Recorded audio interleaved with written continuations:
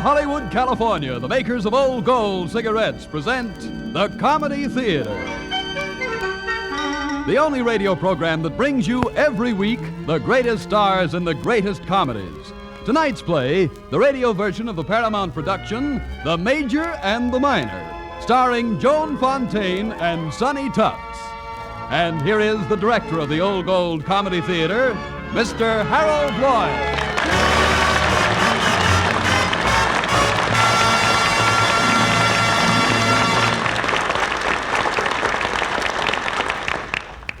Good evening, ladies and gentlemen.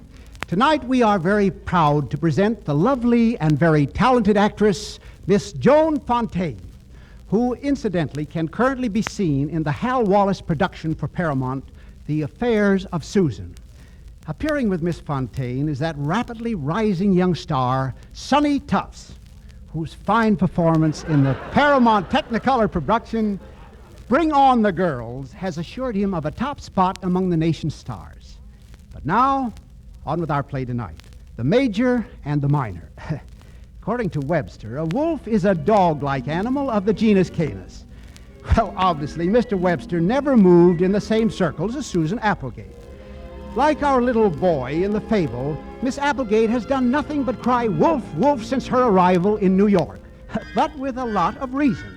However, from now on, things are going to be different for Susan.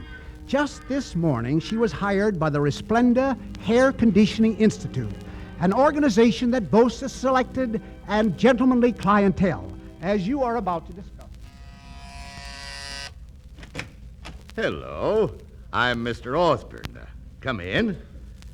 Yeah, what's your name, pretty maiden? Applegate. Just Applegate? Nothing in front of it? Miss. Why, that's positively terrific. I always say, give me any girl with a sense of humor. Is that what you always say? No, sometimes I just say, give me any girl. I can see you're very broad-minded. Wonderful, wonderful. You know, Miss Applegate, I've got a feeling that this marks the start of a beautiful friendship. Yes, sirree. We've got to drink to that. What'll it be? Bourbon and ginger ale? Mr. Osborne, aren't you forgetting something? Ice cubes? No, your scalp massage. Now, Miss Applegate, mustn't be impatient. First, we'll have a little drinky-poo, then we'll have a little bitey-poo. Mr. Osborne, you're going to have a little egg shampoo. Poo. I am not. What do you bet? Anything you want to bet. And I won't lose either. Miss Applegate, if you put that egg on my head, I shall have to report you for this. You know what that means. Yes, I know what that means. I'm going back to Stevenson, Iowa.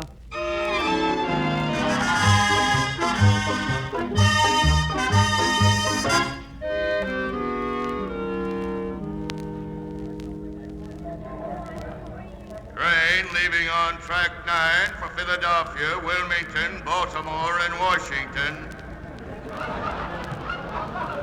One day, coach. Stevenson, Iowa, on the 5:25. Here you are, miss. Thank you, and here you are. $27.50 on the nose. $32.50. They boosted the price, lady, last February. That's a fine thing for a great big railroad to do. Get you to come here for $27.50, and as soon as your back is turned, they raise the ante. Well, I guess I'm the world's prize idiot. Look, lady, I don't know you well enough to debate that point. Next. One ticket for Indianapolis, please. What about the child? He takes half fare. How old are you, Sonny? And Junior, tell the nice man how old you are. What do you think I am, a stool pigeon? He's 11. Oh, excuse me, Mr.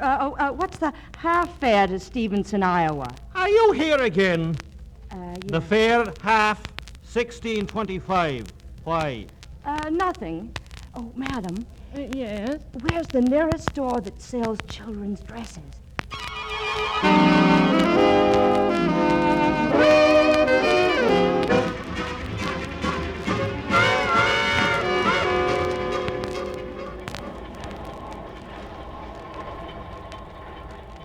Have your tickets ready. Daddy. Tickets, please. A casket, a green and yellow basket. Hello. Tickets, please. Here you are, mister. Half fare? Uh-huh. How old are you, miss? 12 next week. So you're going to be 12 next week, huh? Uh-huh. I'm gonna have a party and a cake and candles and presents and everything. When were you born? Quite a while ago. What year? Oh, let me see. 1945 minus 12, 2, 5, put down 3, 9, carry. Oh, 1933. You look kind of filled out to be only 12. How do you explain it? Vitamins. Vitamins? A and B and gland trouble. The gland trouble runs in the family, and so do I. Hey, come back here, come back here. I'm in a hurry. Oh, that was close. Hello. What's the matter, child? Are you lost? Well, sorta, kinda. Well, maybe I can help you. What's the letter on your mother's drawing room? I'm not with Mother. I'm alone. Well, where's your ticket? The man took it. Conductor? Well, suppose we ring for him. Oh, no, please. I don't like him. Why not, child? Well, he's a Jap spy. That's what he is. He's really like measles in Dick Tracy. Oh, you poor dear.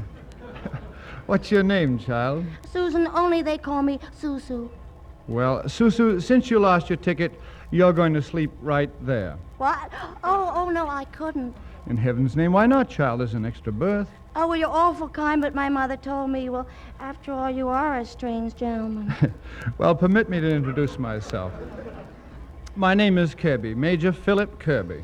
Pleased to meet you, Major Kirby. Well, thank you. I'm assigned as an instructor at the Wallace Military Institute, and though not for long, I hope. I just spent a week in Washington trying to get a transfer. Oh, gosh, all the way to Washington just for a transfer. I could have got you one from the streetcar conductor. Well, now that we've dispensed with the formalities, suppose we go to bed.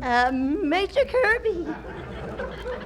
Now, Sue, don't call me Major. It makes me feel positively ancient. Just call me Uncle Philip. Uncle Philip? That's fine. Now, have you got a nightie with you? Yes, Uncle Philip. Well, why don't you go in the washroom and change? You sure it's all right? Perfectly. Just sing out if you have any trouble with your buttons. I haven't had any button trouble for a long, long time. Well, hurry, dear, and Uncle Philip will tuck you in. Oh, you really don't have to. Nonsense, child. There's no trouble at all. It'll be a pleasure. That's exactly what I was afraid of.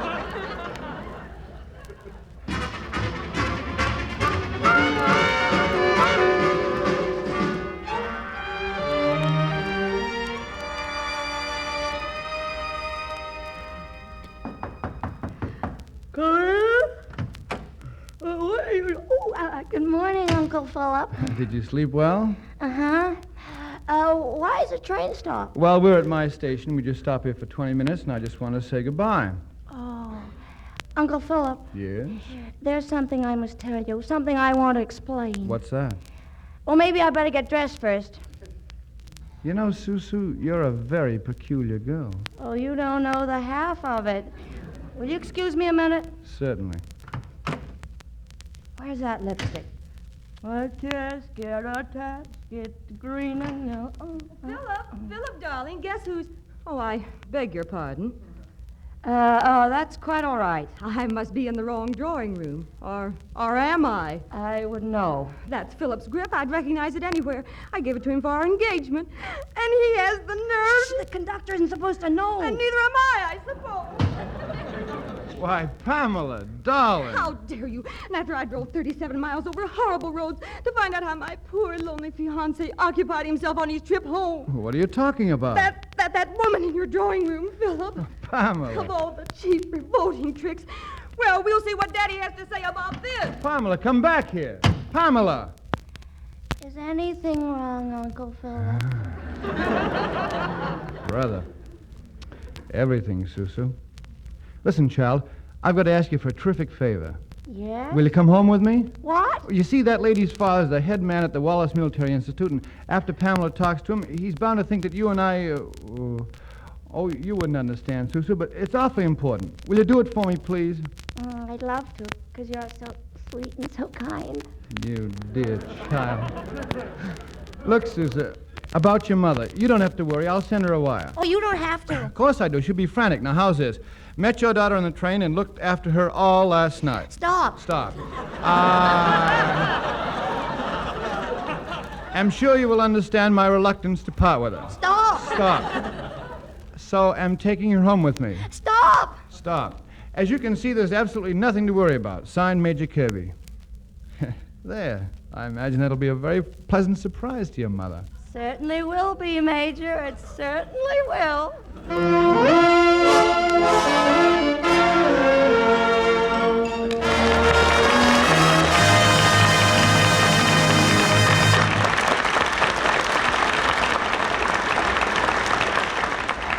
Well, it does appear as though the major may be in for a minor surprise and the minor may be in for a major surprise. It's all according to how you look at it. Isn't that so, Bob Williams? Why, yes, and many women have their own way of looking at things, too. Now, you take the case of the woman who's worked all day fixing up a swell dinner for company. Well, at the last minute, the company calls up to say they're not coming. So, does this woman get herself into a stew? Does she boil over and throw pots and pans out of the window? No, she just relaxes and says to herself, Why be irritated? Light an old gold. Naturally, because smokers, an old gold has all the ingredients for real pleasure. Grand extra flavor, plus special protection against cigarette dryness. You see, Old Gold's blend of great tobaccos, including a touch of tasty Latakia tobacco, is conditioned with the special moisture-protecting agent we call apple honey. Made from the juice of fresh apples, it helps prevent cigarette dryness. So, for a better, keener, tastier smoke, light an Old Gold. And remember, while we're producing all the cigarettes possible without sacrificing Old Gold quality, our armed forces get first consideration. At the same time, we're doing our utmost to assure fair distribution of remaining Old Golds. So, if you must be content with substitute brands today, be content to know that tomorrow, if you ask, your dealer may have Old Golds.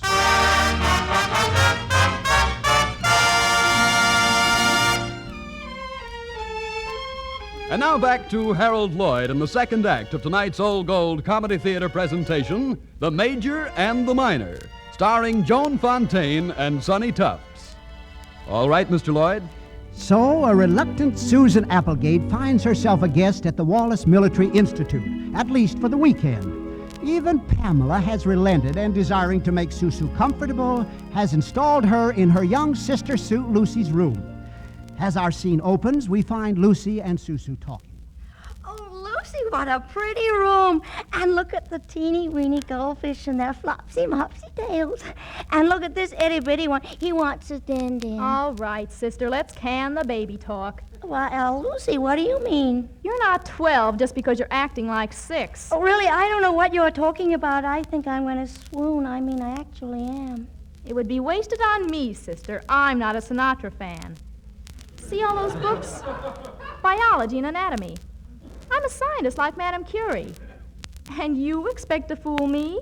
Why? Look at yourself. And talk about those adolescent adiposity. Adolescent what?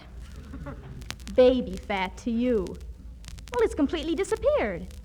How old are you anyway? 20? 25? Oh, okay, Madam Curie. What's your price? I warn you, I'm a little strapped for cash. That's the reason for this get-up. My dear child, blackmail as such holds no appeal for me. You mean you're not going to tell your sister? No. I don't get it. We scientists have a name for a girl like Pamela. I'll spare you the Latin. I don't think you'd understand it. But translated, it spells stinker. She's awfully pretty. So's a black widow spider. And Philip's in love with her. Which end all time the myth of male superiority. You know what Philip wants most in this world? To get into active service. Well, who's stopping him? Pamela. She's moved him and earth to keep him chained to a desk here. I wish I knew someone in the War Department. So do I. Anyway, I can't stand Pam. Well, for Philip's sake, I hope you work something out. Who would that be? Probably the surprise Uncle Philip promised you. Come in. Miss Applegate? Yes? It has been suggested that the most intelligent member of the Cadet Corps convoy Miss Applegate on a tour of inspection.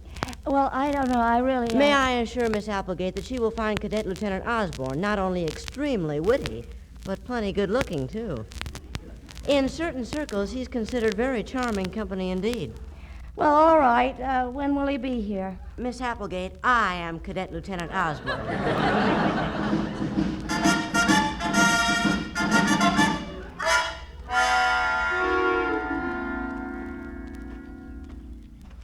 And over to your right, Susu, is the statue of General Ezekiel Wallace, founder of the Institute. A great man and a great soldier. Tired? A little. Then, why don't we sit down? An excellent idea. You know, Susu, had General Wallace been alive, he would have been in Berlin by this time. Really, Lieutenant? Of course, I have my own theory about the German debacle. Now, allow me to illustrate. Now, let's assume your lips represent the heart of the city. Now, the right flank of our army is represented by my right hand. An encircling movement develops. Hey! At the same time, the British second is crouched ready to spring. And before you know it, they take Berlin. Why, you little devil!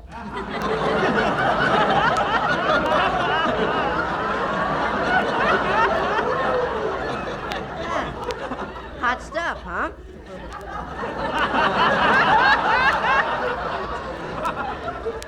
Cadet Osborne, What? Oh, Uncle Philip. Major Kirby.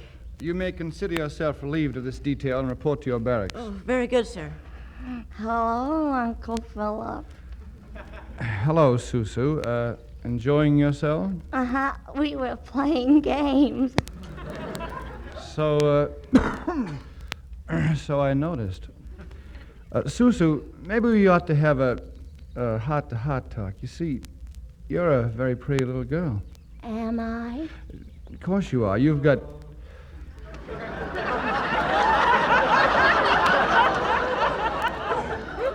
You've got nice eyes and good straight legs. Major. Susu, what I meant was, well, if a boy tries to kiss you, you ought to do something about it. What? Well, maybe if you made yourself a little less attractive, or you could bite him. No, couldn't do that. But if you were to... Susu. Do you know what you're doing now? No, Uncle Philip. Well, stop doing it anyway. It's not right. Why? Well, it's bound to give a man... I mean, a boy, ideas. Well, is that wrong? Mother says ideas are a good thing for young people to have. Not these ideas, Susan. They're bad for children, and they're even worse for a grown-up.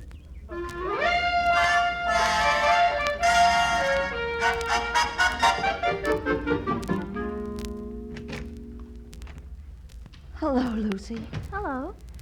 That's the darndest uncle I ever saw. Say, what are you doing there? I'm about to open this telegram Pamela gave me to send to Washington. That's a federal offense, babe. Too late now. Well, I guess little Lucy knows the score all right. Who's ahead? Pamela. This wire is for Cornelia McWhirter. Her husband happens to be a brigadier general. He's the one Philip went to see about being transferred to active duty. Well, not that I care, but what does it say?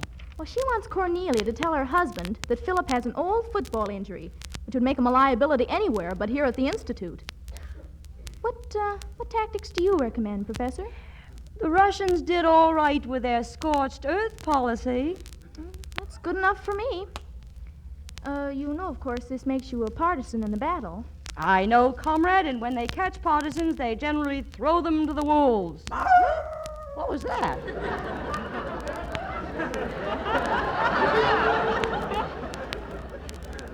That was your escort. My escort? Well, didn't Philip tell you? No. Well, Saturday night is the night of the weekly school dance.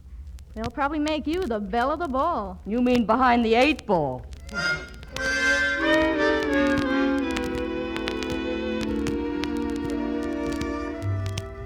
Susu, did anybody ever tell you the way you make with the feet is strictly out of this world? Oh, Lieutenant, how you do carry on. I'm serious, Angel. I've been looking for you all my life. Well, I must have kept you waiting at least 14 years. You know what I always say? Give me any girl with a sense of humor. Is that what you always say? No, sometimes I just say, give me any girl. Now, where have I heard that before? Listen, Angel, I've got visiting parent trouble tonight. Pop wants to meet you. Hey, Pop, come on over here and look what Junior found. Well. Hello, my dear. Hello. Oh, hello. You know, it's a funny thing, but haven't I had the pleasure before? No, I don't think you have had the pleasure. Well, I could almost swear that Listen, Pop, I saw her first. Your face is so familiar. Well... Oh, there you are, Susu. I was looking Oh, for Uncle Philip, this is our dance, isn't it? Uh-huh. Will you excuse me, please? Now, where did I meet that child? You know, Susu, I was afraid you'd ditch me for a younger man. Oh, I'd never do that. I like dancing with you. You are a peculiar child. I swear, Susu, if you were only 5 years older... Uncle Philip, this is my last night here, and there's so many things. Do you suppose that after the dance, I could have a few minutes alone with you? Secrets, Susu? Please, Uncle Philip? All right. Suppose we make it for 10:15, right at this spot. You won't forget. Cross my heart. Excuse me, Major Kirby. This telegram just came for you. Thank you. Susu, if this is what I think it is, here, you open it. Bring me luck. Well? This is to notify you that your request for active duty is hereby granted.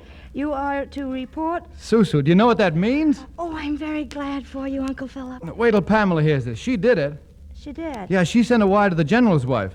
Pamela, it's come through. What on earth are you talking about? My transfer, it's here. Transfer? But that's impossible. Oh, how nice. But aren't you forgetting something, Philip? There was the little matter of our wedding. Well, we can get a license in the morning and be married tomorrow. And maybe Susu can be the flower girl. No thanks. I don't understand you, Pamela. Didn't you want me to get this transfer? You sent the wire to General McWhirter. So I did, but I was obviously sabotaged. Susu, would you have any idea who's responsible? Well, it really doesn't matter now. Oh, yes, it does, darling. This is war, Philip. And in wartime, we hang saboteurs.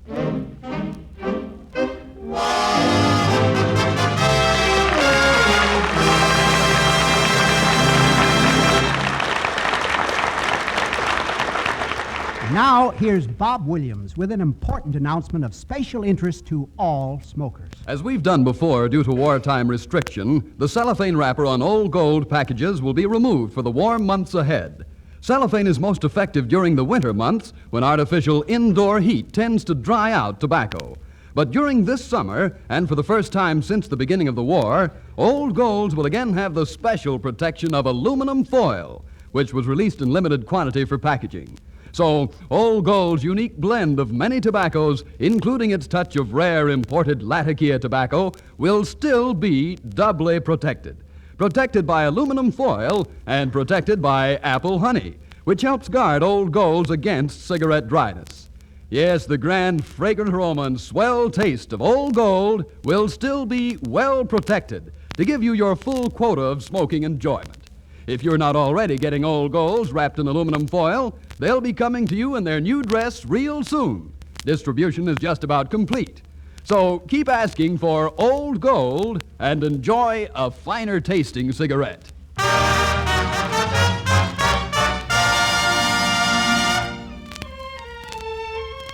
And now back to Harold Lloyd and the third act of tonight's Old Gold Comedy Theater presentation, The Major and the Minor, starring Joan Fontaine and Sonny Tufts. All right, Mr. Lloyd?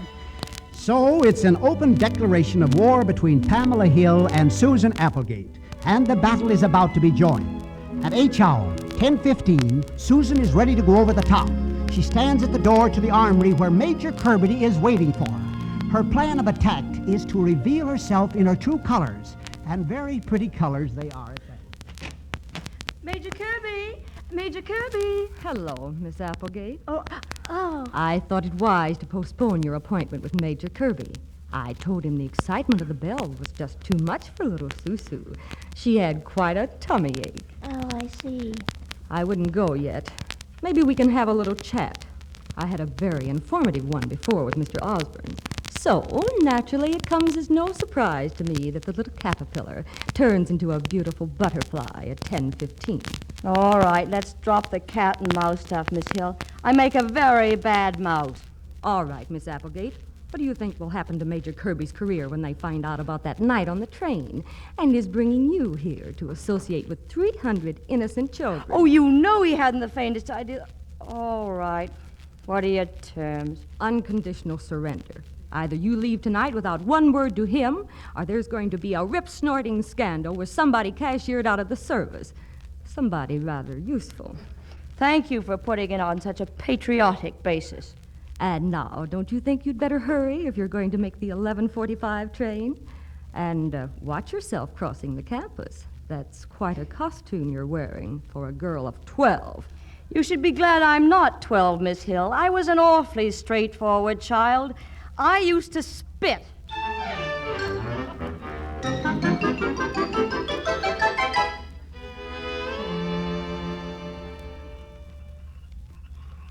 What's the matter, lady? You look worried. I am. I was wondering whether I could have missed the 11:45. No, she'll be along any second now. Thank you. Yeah, there she comes now. About 10 minutes late, isn't she? Major Kirby. Hello, Susu. What are you doing here? Well, I'm crazy about railroad trains. Oh, you are? Uh-huh. And you? Well, I'm on my way to Stevenson, Iowa. No, that's a coincidence. That's exactly the place I was bound for. Why? Well, I had a little talk with a friend of mine named Lucy Hill, and she convinced me that I ought to investigate the local talent. Seems to think I could do a lot worse than marry one of their hometown girls. And then my next stop is Berlin. Well, if you're planning to visit Berlin, I might be of some assistance. You know the town? No, but I have my own theory about how it might be captured. Now, assume your lips represent the heart of the city. Now, the right flank of our army is represented by my right hand. A slow encircling movement develops. I see what you mean. And at the same time, the left flank of our army is crouching ready to spring, and before you know it, they take Berlin. How can we lose?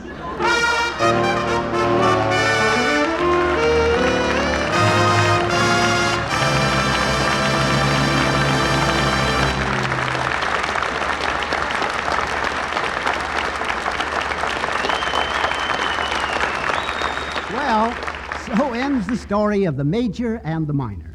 And to Joan Fontaine and Sonny Tufts, our thanks for a most entertaining half hour. Next Sunday night, we are very happy to welcome Mr. Edward G. Robinson in a radio version of the Warner Brothers picture, A Slight Case of Murder. Good night, folks. Until next Sunday, see you then.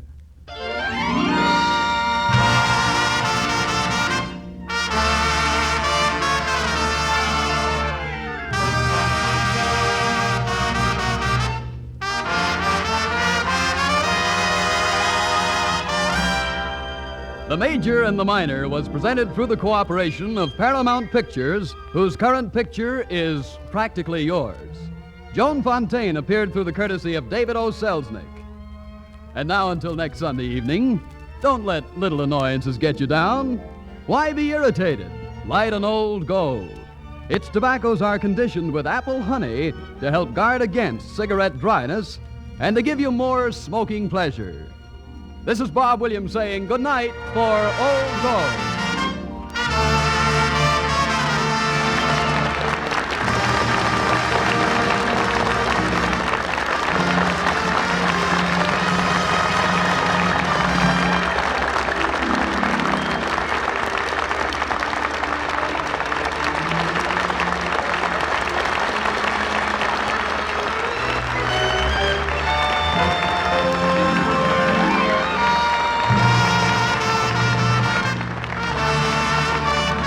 The National Broadcasting Company.